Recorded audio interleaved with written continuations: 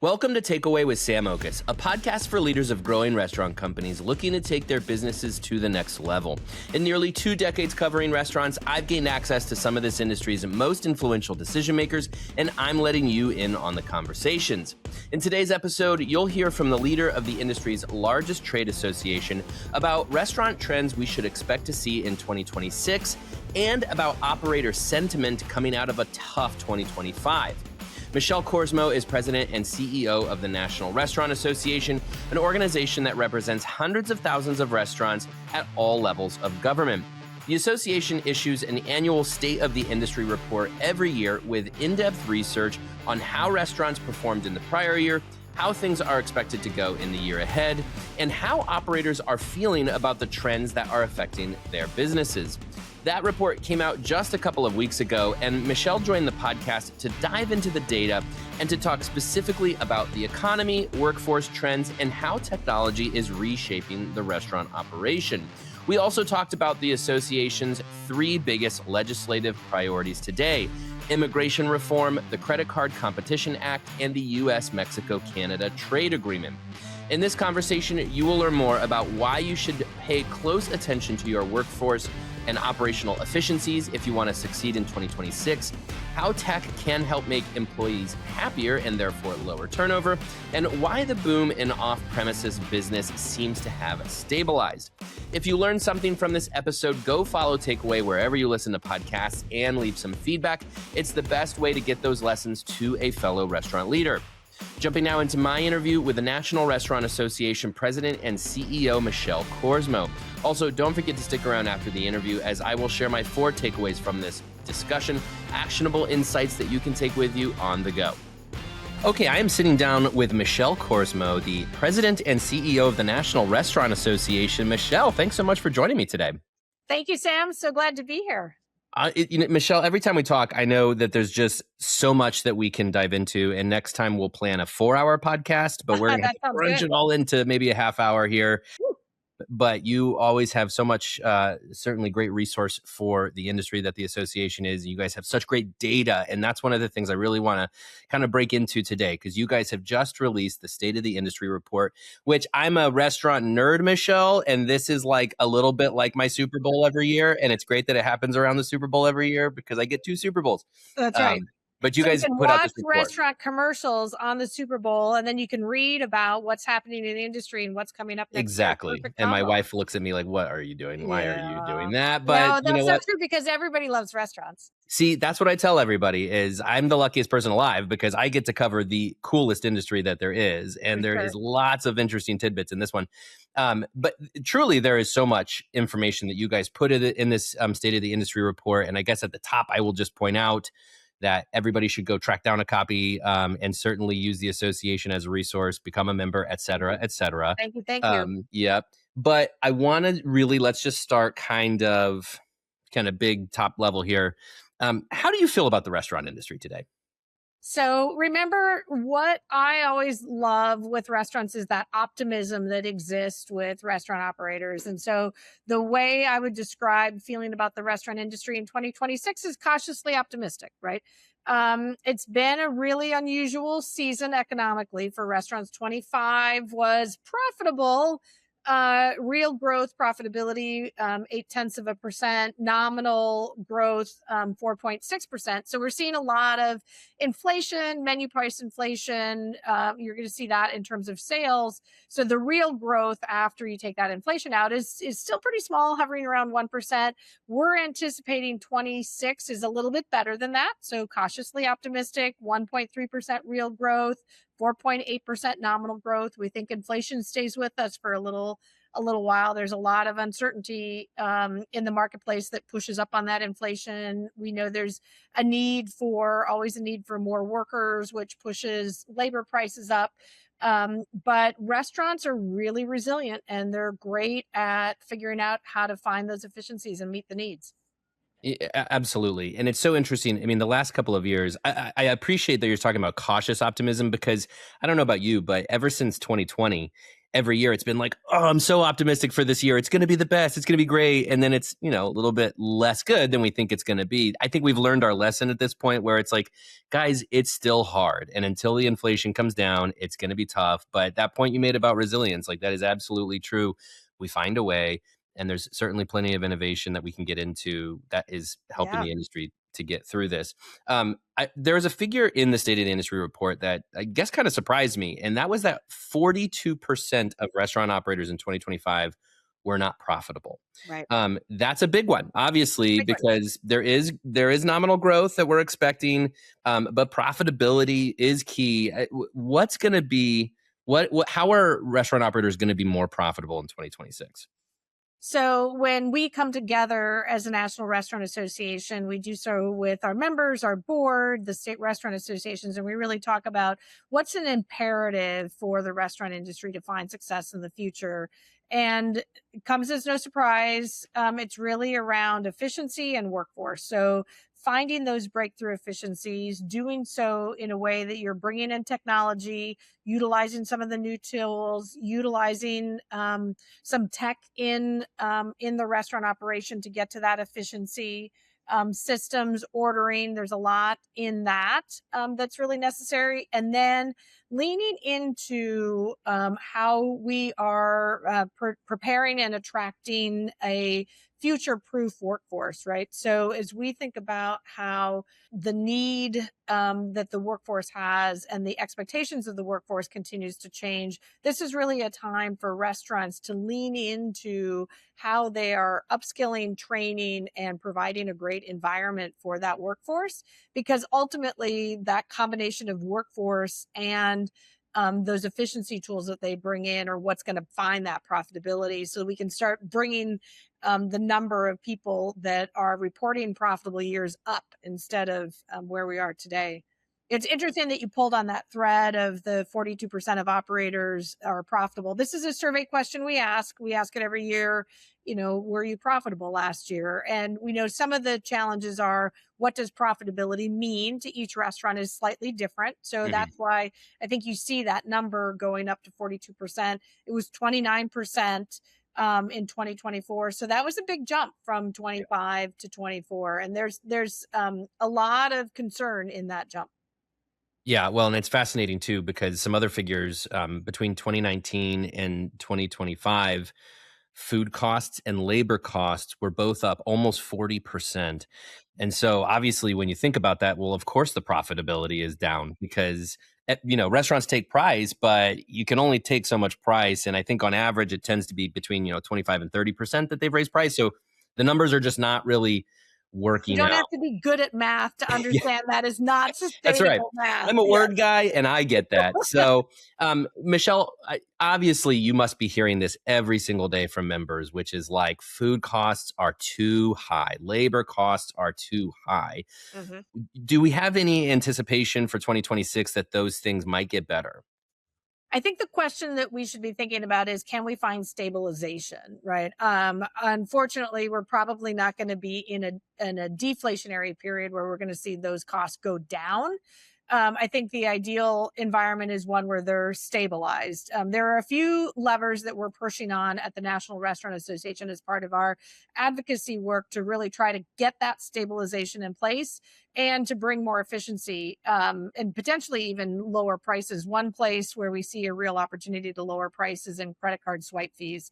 We know that for many restaurants, this can be at times their third or fourth largest expense on their P&L is those credit card swipe fees. Part of why that happens is there's a couple of dominant market players that work predominantly with the biggest banks, and they're really setting that pricing, setting that market structure. And there isn't a way for smaller players to get into the interchange system to be on those systems where they can come in and offer a lower price point. And so we've been asking Congress to find that opportunity for competition to come in and let the market do its work and start to bring a market price to credit card swipe fees. It's wild, Michelle, because I have covered this industry for 17 years And I feel like when I first started covering the industry, we were talking about this, but here we are 17 years later. This is still a big, big thing. So it's the Credit Card Competition Act. Yes. Is that that's bipartisan? It's in Bipartisan. front of Congress now. Yep, bipartisan, bicameral in both the Senate and the House. And yeah, we've been talking about this a long time. I will say credit card swipe fees have jumped exponentially when we look at the numbers. So it used to be an issue, and now it's a significant issue. And from our perspective in the association, I've been in Washington a long time, and one of the things I know is issues don't move until they do. And when they do move, you better be ready for it. And so it's our job to keep this message up. This is an important impediment to profitability for the restaurant industry, for local operators. We do this in partnership with a lot of industry coalitions. The retail industry is obviously very actively engaged, giving the same message to Congress. And there's going to be a point where there is the right, to get a little wonky, legislative vehicle that allows it to move. There's the right view from leadership that's pushing it forward. And we want to make sure that strong legislation comes into play. One of the other factors we have that is, as you can imagine, always a wild card in Washington, D.C., is President Trump has expressed his support of the Credit Card Competition Act. So when you get that that right mix of the pressure points going in the right direction, that legislation is going to pass. But we're here to do this advocacy work until the issue goes away. That's why we exist. I hear the word bipartisan, and I'm like, can we just all rally around something that we can be Finally, yes, bipartisan? yes, It's music to finally. my ears. Let's go back to workforce because I want to really harp on workforce here. I mean, figures that I think are pretty widespread. We've talked about a lot, but 2/3 of Americans have worked in the food service industry. Half of Americans, their first job was in the food service industry. It is America's employer. It's second as far as private sector jobs go. 10% of private sector jobs or all jobs, and almost 16 million Getting close expected to jobs. 16 million jobs in the restaurant and food service industry. I was Yeah, studying that report today, so I you can love see I that. remember the numbers. Yeah. Michelle, last year I got to interview Rick Cardenas, the CEO of Darden, and as I'm sure you know very well, Rick's story is phenomenal. Where he started as a busboy at Red Lobster, and he worked his way up to CEO of Darden. Those stories are very real in the restaurant industry. And I'm just wondering, like, how important is that for this industry to really demonstrate to especially young people what is possible as far as workforce goes in this industry and how they can really make a career out of it? Yeah. I mean, and I love that you're using Rick's story as an example, but you know that there are a dozen stories like that that you could think of at the drop of a hat, of people that started in the dish pit or started as a server and are now C-suite or C-level, or they own a large restaurant group where they have multiple restaurants. And so this is really such a wonderful aspect of the restaurant industry. We spent a lot of time leaning in, and we're really going to spend a lot of time in 2026 using this moment of kind of reflection on who we are as Americans during our semi-quincentennial to talk about how important restaurants are to the fabric of the American community and the American workforce. So you gave the numbers about how significant it is. One of the other things we think about is the value of the skills that you gain working in restaurants, right? Everything that you learn, how to think on your feet, how to de-escalate difficult situations, how to work together as a team, how to be in a fast-paced environment, how to, as a parent of teenage girls, look people in the eye, smile, and connect. Like, these are really wonderful, important skills that will serve you well in any job, any career path you take. So we want people to come into the restaurant industry, stay, grow, build their careers, become the CEO of that national restaurant company, like Rick's story, or whatever that path is that they may take, because there's also tremendous pathways that exist for career development and growth in the industry. You know, you can go into marketing, you can go into HR, you can go into accounting, you can go into cybersecurity. Like, there are a lot of places to go, different than what you would think about in terms of supply chain work or finance. Like, all of those things exist. There are places for people to build really rewarding, fulfilling careers within restaurants. But even if you don't stay in restaurants, the skills you learn while you're here will serve you well. There isn't a person that I've ever spoken to, and it could be because of my job and people wouldn't want to say this. I've never spoken to anybody who has regretted the time that they've spent working in restaurants. So to be able to talk about the value in terms of what we're doing for the skills and the skill building of America's workforce, but also the real opportunity that exists for the individuals to build really meaningful careers in the restaurant industry is huge. Yeah, absolutely. Well, and I also bring that up too because some interesting data around young people. Our partners over at Technomic did a presentation recently, and they were talking about the fact that I believe it was only 25 years ago, 50% of teenagers had a job, and today that number's like 35%. And so Gen Z, or younger Gen Z, teenagers today, not working as much as previous younger generations did, which is certainly problematic to the labor pool for the Yeah. restaurant industry. And then another thing that we absolutely, obviously have to talk about is immigration reform. And with, I believe it's well over 1 million less immigrants in the last year in this country. They make up 22% of the workforce in the restaurant industry. That's another labor pool problem. And so, I guess if we just started with the younger generations and how we demonstrate what we were just talking about, that value that they can find in the restaurant industry to ensure that, those entry level jobs are filled with those young people. Yeah.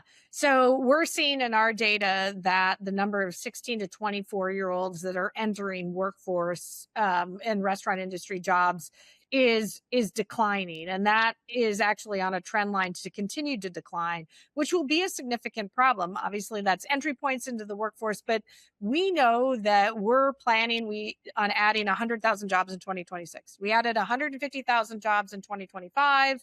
100,000 this year. Our economists are predicting that 100,000 job growth trend to exist for the next 10 years. And so we need young people coming into work. There's a couple of things you pointed out. Immigration and the number of people that are coming in to work. We obviously have a very stressful environment right now in terms of the immigrant community working in restaurants. We're spending a lot of time in our advocacy efforts talking about the importance of getting immigration reform in place and going with those building blocks of those things that can be done. Instead of trying to make everything fit in one package and make it perfect, let's just do some of that low hanging fruit. Let's take care of our dreamers. Let's take care of the temporary protected status. And then let's work on getting more visas out there for jobs that don't require skills before they come into those jobs. So that's really important. And then when we go into talking about where we are with that younger workforce, we know that one of the challenges there is, as you said, fewer of them are actually working. If they are working, sometimes they look for gig economy, but there's just fewer of them, which is the other piece. So this is a real a need set, not just for the restaurant industry, but for the entire U.S. workforce. Yeah, it's interesting. You guys have some numbers in the report about the percentage of restaurants that are understaffed. I think it's Yeah. like 20% of restaurants are Yep. understaffed. Yep. That's what they're reporting. And we've heard actually from a lot of sort of anecdotal evidence that when you hear a lot about closures right now, and actually a lot of the closures, it's not because of sales, it's actually because they can't find people to work in their restaurants. So obviously we've unpacked a lot of this from that workforce and showing people why this is such a good industry to join and be a part of. But there's also now some technology components here too. One figure that I guess it kind of surprised me I saw in the report was that 6% of, I'm going to get this wrong, but I want to, it's 6% of 6% of tech adoption led to the elimination of jobs, or 6% of restaurants had eliminated a job because of tech, Other which tech. I think I got that last one there. Yep. You got that right. Okay, thank you. But that actually was lower than I thought, and frankly refreshing, because there Yep. was some fear with automation when it came in, it was going to replace jobs. Sure. Yep. And in fact, 6%, while certainly a lot when you think about the scope of this industry, that's a pretty low figure, because I think the operators are still trying to protect those jobs and keep human beings in there and then leverage technology to make those jobs more appealing and more efficient. Is that your sense of where we're at with technology in the workforce? Yeah. So think about the fact that 6% of jobs that were eliminated with tech is lower than the open number of unfilled jobs. And Mm, so when you think about where that pressure point's in, technology is coming in to do the work where we can't find the labor force to do that work. And one of the things that the really successful restaurants are doing is leaning into this high tech, high touch combination of how they're problem solving. So bringing in technology in a way that provides a great customer experience, more order accuracy, more efficiency, more speed. Also thinking about technology in a way of how can we bring technology in to solve problems that the restaurant industry workforce sees, jobs they don't like to do, jobs that are repetitive. Are there things that can be done? I think we hear about robot dishwashers, right, coming into play. Always hard to find people in that dishwashing community. Although it's interesting, the deeper I get into getting to know our members and our teams, there are a lot of people for whom that dish pit job is really rewarding, right? They like the real sense of accomplishment that happens in that work. A lot of times it's nice because you can leave work at work, right? There are some things that are really rewarding about that work that's essential to a well run restaurant. But back to the technology piece, if you're bringing in technology that's solving some of those pain points and then putting your workforce in jobs that they enjoy more, that have more human interaction or the creativity piece of things, I think that's where you're going to find success. So I'm not concerned about what it means for our workforce if we're seeing those kinds of numbers. You know, you're hearing all of the stories. If you're reading any of the just finance and industry business news, there are so many young people now having a hard time finding jobs mm. in what they had as kind of preconceived ideas of where they needed to work. The restaurant industry remains a place where people can find jobs and really build a career in a wonderful environment. Well, a buzzword for a long time has been culture, but I feel like I'm getting it from everywhere right now, this concept of culture, because it can be such a difference maker. It can, turn a restaurant into an employer of choice. But I mean, this is related to technology too, because you can leverage technology for training and development. You can leverage it for incentives and benefits. There's lots you can do with technology, again, to enhance the job of your workforce. And it just seems like right now, especially a lot of restaurant leaders are able to kind of take more time to say, I'm going to focus on leadership. I'm going to focus on relationship and building and developing my team. And I was just spending time with Chris Tomaso at First Watch is just such a Yeah. great example of Yeah. somebody who is like such a phenomenal leader. And yeah, great culture. Their turnover is so low. It really just seems like the industry is starting to, not starting to, but like for we've had technology for many years. We've talked about culture for many years, but I don't know if you think this, but I feel like it's really starting to kind of lock in that these things are all working in concert with each other to create these great culture systems. So there's some really fun things that I think are happening in the restaurant industry right now, like that maturing in the way that we're developing and building culture. And let's think about why that's happening. There's a lot of competition in the restaurant industry, right? And that competition actually makes all of the restaurants better, right? You're competing for employees, you're competing for guests, guest experience, you're competing for that share of stomach, right? So you want to bring people in. The way you're bringing people in is you're getting better at your job. You're getting better at the culture you're creating. You're providing that environment where people can really thrive and opportunity exists. So there's a lot of fun things that are happening because of the really mature state that our industry is in. And I think that's why, optimism always remains top of mind for me, is that those things will continue to lead to more great things for the customers and certainly more great things for the teams that are working in restaurants. We know that lower turnover means less cost too, because turnover is very, very expensive. So, it's been really nice to talk to a lot of operators recently who've said their turnover actually is down because of those Yeah. investments they've put into that Yeah. cultural aspect of it. All right, so we talked about labor. Let's turn our attention now to food costs. Because this, I mean, it's all over your report. This is one of the biggest, if not the biggest concern for a lot of operators, the economy and food costs. So let's start by talking about, and this is a little bit hot off the presses and could change by the time this episode airs, because our administration moves very quickly. Let's put it that way. The U.S. Mexico-Canada trade agreement, formerly NAFTA. What do you, U.S. What do you USMCA is what we USMC? say inside the Beltway. USMCA. We love a good acronym, Yeah. don't we?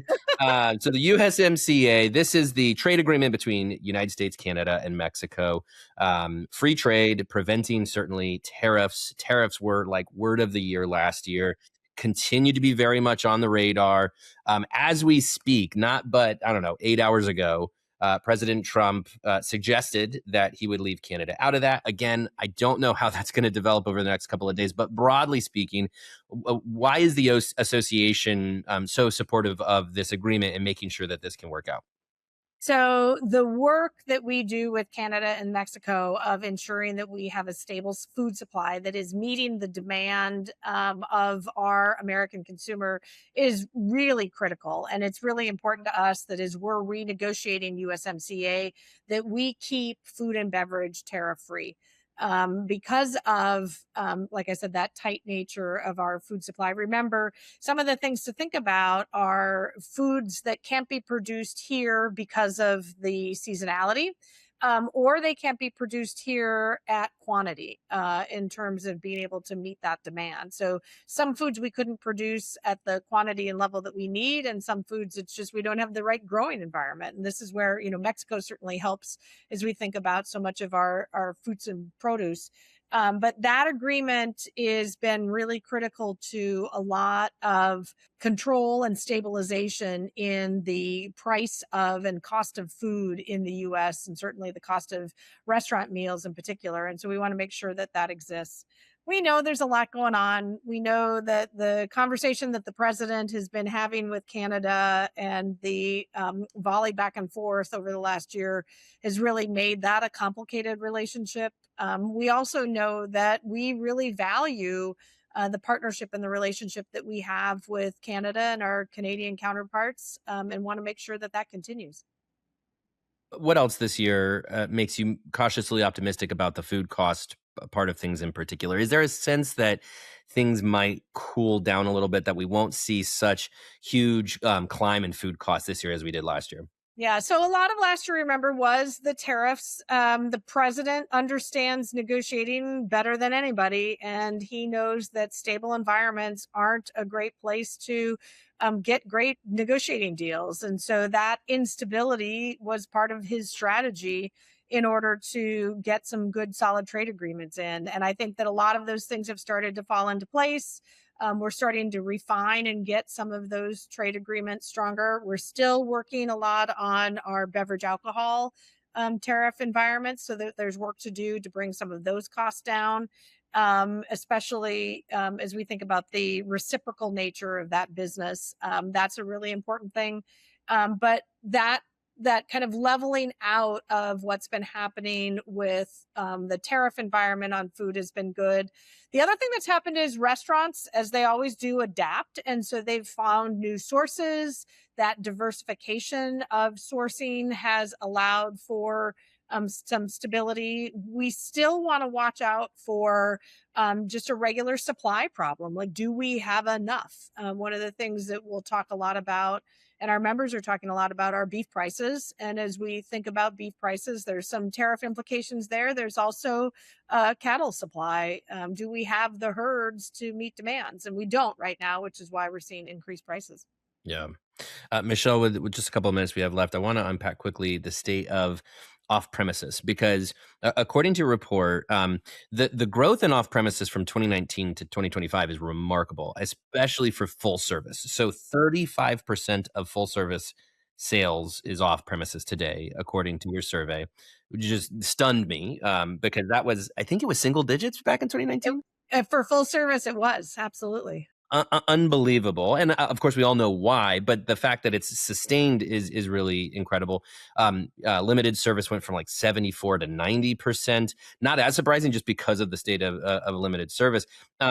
But it does seem like things have plateaued. It seems like the growth in off-premises, actually, it might have even come down a little bit in terms of how much customers are turning to off-premises. We certainly see from our perspective in the media, casual dining's getting some momentum as people really are looking for dine-in experiences for an actual experience.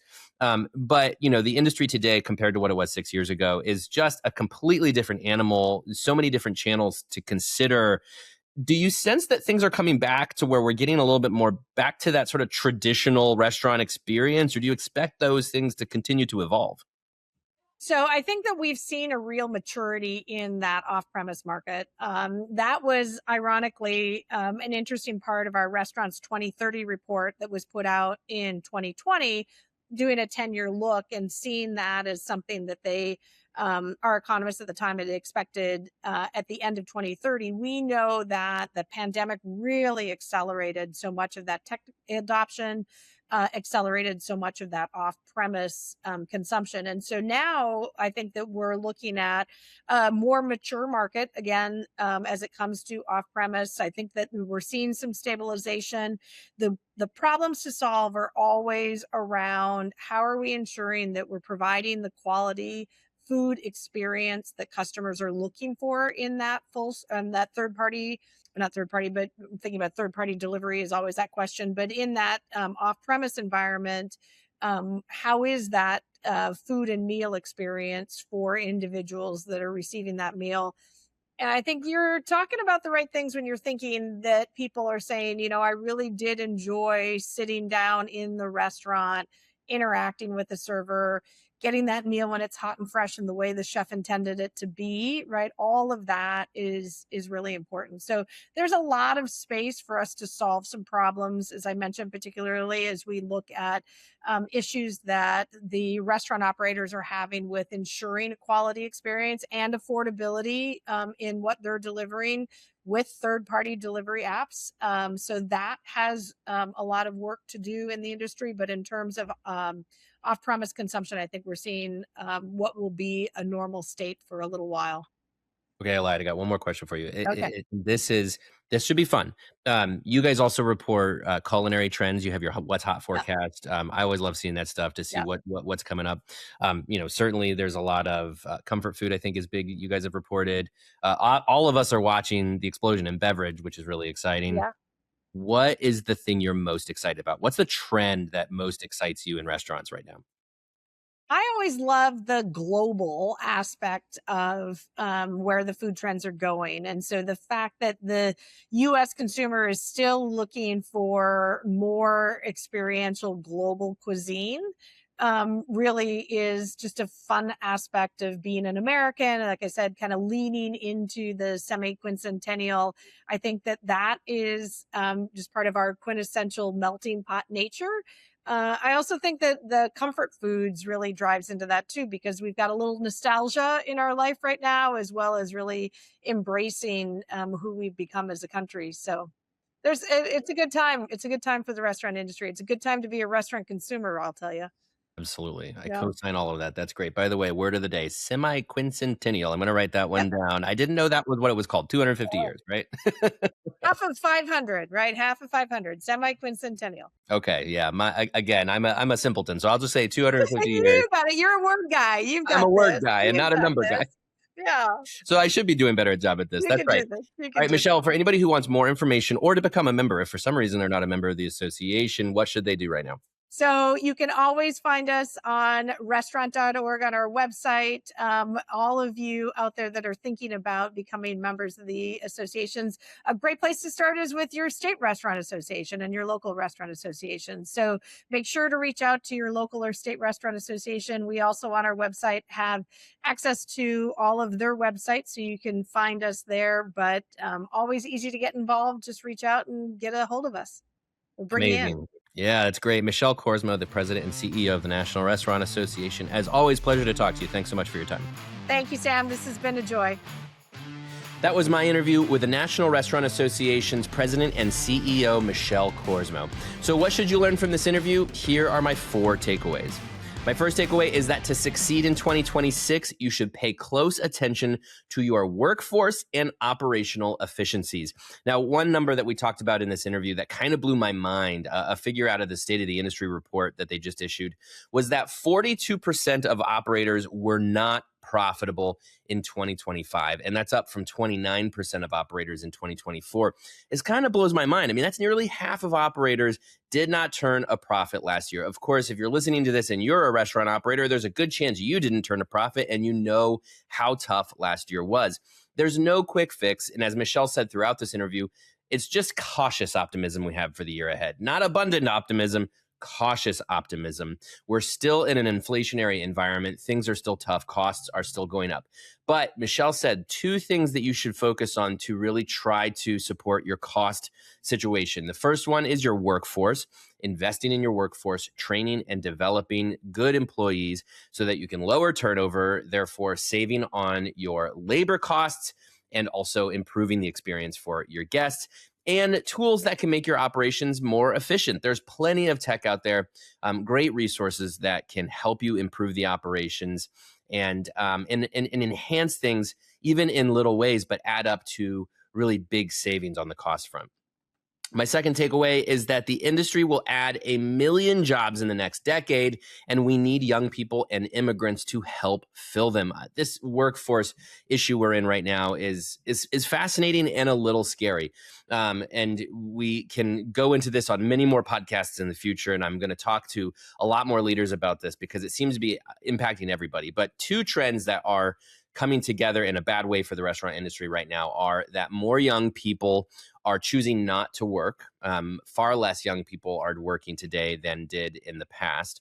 And the second thing is the state of immigration, whether they voluntarily deported or were forced to deport.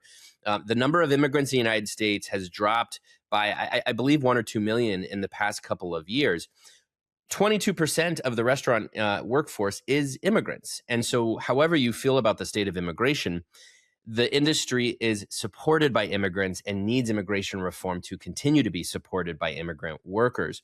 And so the industry right now really needs to focus on how do you bring in more young people to work restaurant jobs, and how do you support immigrants so they can also come in and to help fill restaurant jobs, because without that, the industry will be facing a pretty dire situation when it comes to staffing in the next decade. My third takeaway is that tech can help make employees happier, which can improve your culture and lower your turnover. Hopefully, you've already discovered this, but I think it bears repeating and something you should think about a lot this year, which is that technology really enhances the jobs that your employees are doing, and you can make them happier with technology to support them in doing that. A figure that Michelle and I talked about from the report, from the State of the Industry report, was that only 6% of operators reported having replaced jobs with technology. This was a big fear early on that technology was going to come in and replace the jobs, especially automation was going to come in and replace restaurant jobs. And that continues to be a fear with AI and automation getting better and better every year. But it's really a small amount of jobs that are actually getting replaced by automation and technology. What's happening instead is operators are figuring out how to redeploy their labor so employees can focus more on the human component of running a restaurant. And as Michelle said, when you put people into the jobs that involve things they love to do, like interacting with humans, in general, it makes them happier. And when you have happier employees, they stick around, your turnover goes down, you save some money, and you improve the experience for your guests. So technology can really be the source of that process in improving the experience for your guests, even just by making your employees' lives better. And you should continue to look for ways to prioritize putting employees in jobs they love to do so that they can be happier and improve that whole experience. My fourth and final takeaway is that the boom in off-premises business seems to have stabilized. Another number from the report that kind of blew my mind is that 35% of full-service restaurant business today is off-premises, and it was only 12% back in 2019. That's a huge jump, and really still a big chunk of full service business today being off premises. Kind of surprises me. I, for one, I do not like to do full service business off premises because I just find that the experience in the food is so much better in the dining room. But, maybe that's just me. Meanwhile, limited service restaurants went from 74% of their business being off prem in 2019 to now 90%. That's a huge jump. And obviously, a lot of that growth happened in 2020 and 2021. But the growth seems to have stabilized. And most of the operators surveyed in the study for the State of the Industry report said that on-premises dining was much more important to them last year than off-premises dining. Michelle and I talked about this. She expects that will continue to be the case, that off-premises has really, it exploded, it matured, and now it's stabilizing. And off-premises is becoming something that's much more something that operators are focusing on as guests demand those on-premises experiences. So think about what that means for your business. If you don't have to invest so much in off-premises innovation and trying to get the customer's attention and trying to retool your whole off-premises channel, focus now on premises. Find that balance. Figure out what stabilization means for your business, how you can leverage that to your success. And hopefully both channels will continue to be very, very busy for you in the year ahead. Those are all my takeaways for today. I hope you enjoyed this episode. Please remember to subscribe to Takeaway wherever you listen to podcasts and leave your feedback. You can also email me at sam.oches@informa.com. Thanks again, and talk to you next week.